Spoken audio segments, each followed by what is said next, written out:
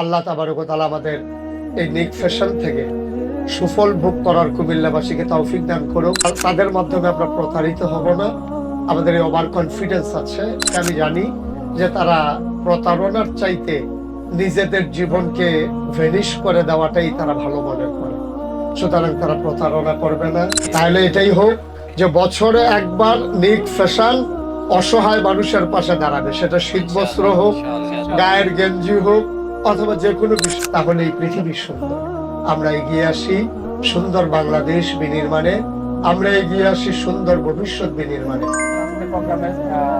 সম্মানিত প্রধান মেহমান হযরত মাওলানা মোস্তাক ফজল পীর সাহেব। আলহামদুলিল্লাহ, আল্লাহ তাবারক ওয়া তাআলার দরবারে আমরা লাখ কোটি শুকরিয়া জ্ঞাপন করছি, যিনি আমাদেরকে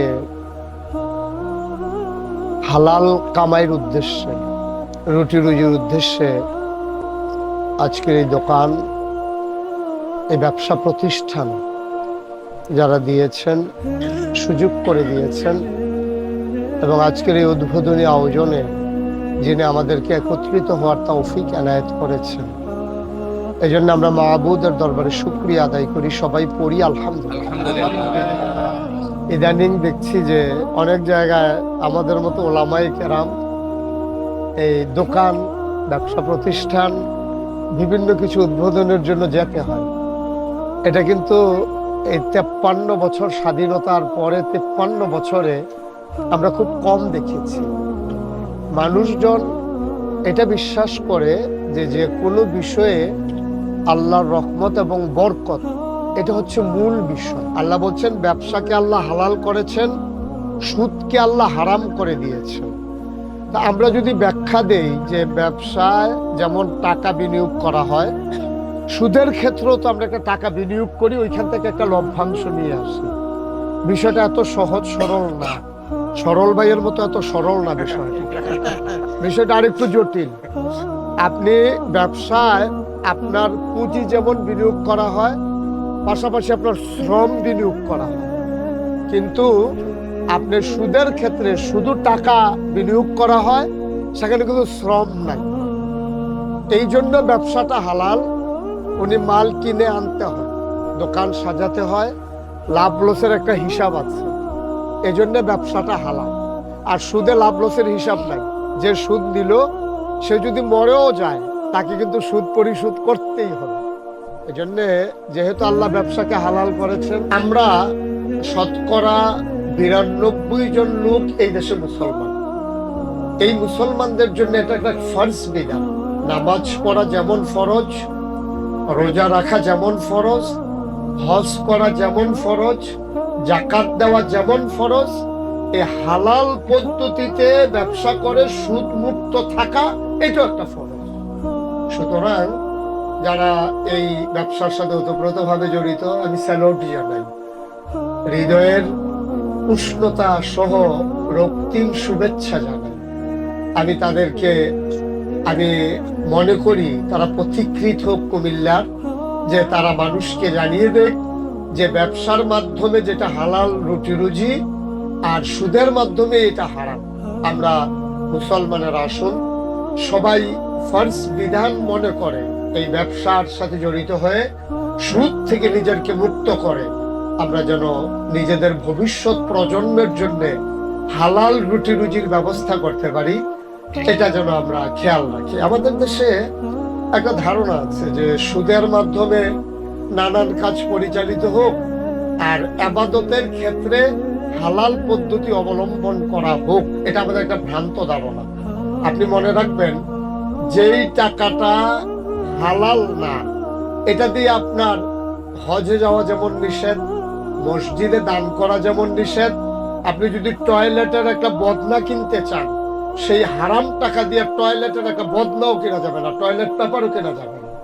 হারাম হারামি, এটা অলওয়েজ হারাম, সব সময় হারাম, সব জায়গায় হারাম, সবার জন্য হারাম, সর্বক্ষেত্রে হারাম। সুতরাং আমাদের প্রবৃত্তি হচ্ছে না, আমরা অগ্রসর হচ্ছি না, আমরা তো পশ্চাৎপদ থেকে যাচ্ছি, আমরা নতুন দিগন্তের দিকে এগিয়ে যাচ্ছি না। এই 53 বছরেও আমরা স্বাধীনতার সুফল না পাওয়ার পেছনে এইটাও একটা কারণ, আমরা হালাল হারামকে একীভূত করে নিয়েছি। কিন্তু এটাই হচ্ছে ইসলাম, এটাই হচ্ছে নিজের পরিচিতি, এটাই হচ্ছে নিজের আইডেন্টিটি, যে আমি নিজেকে যেহেতু মুসলমান হিসেবে পরিচয় দেই, সুতরাং যেটা আমার জন্য হালাল আমি গ্রহণ করব, যেটা আমার জন্য হারাম এটা আমি বর্জন করব। আল্লাহ তাবারক ওয়া তাআলা সেই তৌফিক দান করুক। আর যেহেতু ওনারা নিজেরাই একটা স্লোগান ব্যবহার করেছেন যে কোয়ালিটি সর্বাগ্রে, সর্বাগ্রে হচ্ছে মান, এটা যদি বলবৎ থাকে আমি বিশ্বাস করি যে অবশ্যই একটা ভালো মানুষ কিন্তু মানুষ এখনো চিনতে চায়। আমি যখন ঢাকাতে লেখাপড়া করতাম, তা আমি এক সময় দেখলাম যে একটা দোকানের সামনে মিনিমাম 200 লোক লাইন ধরে দাঁড়িয়ে আছে, মিনিমাম 200 লোক, সবার হাতে একটা করে বোতল শিশি। তা আমি মনে করেছি কোনো পিসাব বোধহয় পানি পড়া দেয় নাকি। তা আমি বললাম যে ভাই এখানে কি? এখানে খাঁটি সরিষার তেল বিক্রি করা হয়। খাঁটি সরিষার তেল এটা ফেমাস এই এলাকার জন্য। খাঁটি সরিষার তেল বিক্রি, দোকান খোলার আগে 200 লোক লাইন ধরে দাঁড়িয়ে আছে সরিষার তেল কেনার জন্য। চিন্তা করে দেখেছেন আপনি ঢাকা থেকে সরিষার তেলের এতই অভাব যে একটা দোকানের সামনে 200 লোক লাইন ধরে দাঁড়িয়ে যেতে হবে?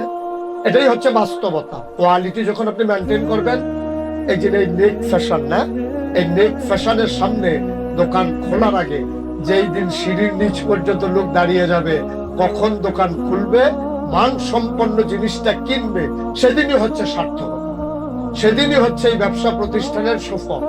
আল্লাহ তাবারক ওয়া তাআলা আমাদের এই নেক ফ্যাশন থেকে সুফল ভোগ করার কুমিল্লাবাসীকে তৌফিক দান করুক।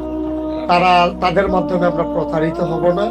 আমাদের এই ওভার কনফিডেন্স আছে, যারা কর্তৃপক্ষ মালিক পক্ষ আছেন তাদের সাথে আমার যেটুকুন পরিচয় আছে, আমি জানি যে তারা প্রতারণার চাইতে নিজেদের জীবনকে ভেনিশ করে দেওয়াটাই তারা ভালো মনে করে। সুতরাং তারা প্রতারণা করবে না, মানুষকে ধোঁকা দেবে না, মানুষকে তারা অবশ্যই তাদের এই মানের মাধ্যমে, সেবার মাধ্যমে মানুষের হৃদয়ে জায়গা করে নেবে। এই হোক আজকের স্লোগান, এই হোক আজকের প্রত্যাশা।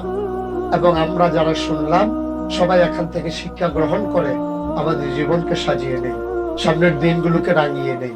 তাহলেই সুন্দর, তাহলেই পৃথিবী সুন্দর। আমরা এগিয়ে আসি সুন্দর বাংলাদেশ বিনির্মাণে, আমরা এগিয়ে আসি সুন্দর ভবিষ্যৎ বিনির্মাণে, আমরা এগিয়ে আসি দুঃখী মানুষের পাশে দাঁড়ানোর জন্য। আমি বিনয়ের সাথে মিনতি করব, এখানে যারা স্বত্বাধিকারী আছেন, যারা মালিক পক্ষ আছেন, আমি বিনয়ের সাথে অনুরোধ করব যে আপনারা একটা নতুন আইডিয়া অ্যাপ্লাই করতে পারেন। এটা হচ্ছে বছরের যে কোনো সময়ে যে মালগুলো জমে যাবে, আপনারা মাইকিং করে যে গরিব অসহায় যারা, তাদেরকে ওই জমানো যেটা বিক্রি হচ্ছে না এর একটা অংশ, মালের একটা অংশ আপনারা যদি ফ্রিতে অসহায় মানুষদের পাশে দাঁড়ান, তাহলে আমি প্রাউড ফিল করবো ইনশাআল্লাহ। Thank you, thank you. তাহলে এটাই হোক যে বছরে একবার নেক ফ্যাশন অসহায় মানুষের পাশে দাঁড়াবে, সেটা শীত বস্ত্র হোক, গায়ের গেঞ্জি হোক, অথবা যে কোনো বিষয় হোক, ওনারা দাঁড়াবে। এবং এই ক্ষেত্রে পুরুষ এবং মহিলা যেন পার্থক্য করা না হয়। যদি 50% পুরুষের প্রোডাক্ট থাকে, সেখানে 50% যেন মেয়েদের জন্য প্রোডাক্ট থাকে। এই অসহায় মানুষগুলো যারা ফুটপাতে দিন কাটায়, যারা রাত কাটায় শীতের মাঝে, তাদের পাশে নেক ফ্যাশন দাঁড়াবে। এই প্রত্যাশা আমরা রাখতে পারি তো ইনশাআল্লাহ? আমাদের হৃদয়ের চাওয়া ইনশাআল্লাহ। আল্লাহ কবুল করে নিক। সবার জন্য দোয়া করি। আজকের আয়োজনকে আমরা দোয়ার মাধ্যমে আল্লাহর দরবারে তুলে ধরি। আল্লাহ যেন রহমত এবং বরকত নাজিল করে। আল্লাহুম্মা আমিন। ربنا ظلمنا أنفسنا وإن لم تغفر لنا وترحمنا لنكونن من الخاسرين. ربنا آتنا في الدنيا حسنة وفي الآخرة حسنة وقنا عذاب النار. আয় আল্লাহ তাআলা, আমরা যারা হাত বাড়ালাম, আমাদের জীবনের গুনাহগুলো তুমি মাফ করে দাও। আয় আল্লাহ তাআলা, আমরা যারা হাত বাড়ালাম, আমাদের আব্বা আম্মা, দাদা দাদি, নানা নানি, আত্মীয় স্বজন, ভাই বেরাদর, বংশধর যারা কবরে, তাদের কবরগুলো তুমি মাওলা জান্নাতের টুকরা বানিয়ে দাও। আয় আল্লাহ তাআলা, আমরা যারা এই প্রতিষ্ঠানের এই আজকের আয়োজনে শরীক হতে পারলাম, তোমার শুকরিয়া আদায়ের ভাষা আমাদের জানা নাই। মাওলা, আমরা সবাই মিলে সবাই মিলে আমাদের আল্লাহর হৃদয় ভরা মিনতি, তুমি মাওলা এই প্রতিষ্ঠানকে কবুল আর মঞ্জুর করে নাও। এই প্রতিষ্ঠানের মাধ্যমে কর্তৃপক্ষ যারা, তাদের হালাল কামাই রোজগারের ব্যবস্থা করে দাও। মালিক পক্ষ, শ্রমিক পক্ষ, সেলসম্যান থেকে শুরু করে এই প্রতিষ্ঠানের সাথে যারা জড়িত, বিশ্বস্ততার সাথে, আমানতদারির সাথে আয় আল্লাহ কোয়ালিটি মেনটেন করে এই ব্যবসা পরিচালনা করার তৌফিক দান করে দাও। তাই আল্লাহ তাআলা অনন্য একটা নজির স্থাপন করার তৌফিক তুমি দান করে দাও। ইয়া রাব্বাল আলামিন, মাওলা রাব্বে কারীম, আমরা প্রত্যেকের তরে যেন নিজেদেরকে বিলীন করে দিতে পারি, সেইভাবে এগিয়ে যাওয়ার তৌফিক আমাদেরকে দান করে দাও। অভাব অনটন দুঃখ দুর্দশা রোগ বিমার থেকে মাফ করে দাও। শয়তানের শয়তানি, মানুষের শয়তানি, জিনের শয়তানি থেকে আমাদেরকে হেফাজত করে রাখো। আসমানি বালা, জমিনি বালা, হাওয়াই বালা আর সকল প্রকারের অ্যাক্সিডেন্টের হাত থেকে এই মার্কেটটাকে তুমি আল্লাহ হেফাজত করে রাখো। মানুষের অন্তরেই এই মার্কেটের প্রতি একটা ভালোবাসা পয়দা করে দাও। দীর্ঘদিন এই মার্কেটটা উদ্বোধন হবে করেও হয় নাই, নানান কারণে আটকে ছিল। দীর্ঘদিন তাদের পুঁজিটা আটকা পড়ে গিয়েছিল। মাওলা, স্বল্প সময়ের ব্যবধানে এই পুঁজিটা নিয়ে যেন ওরা উঠে আসতে পারে, সেই তৌফিক তুমি দান করে দাও।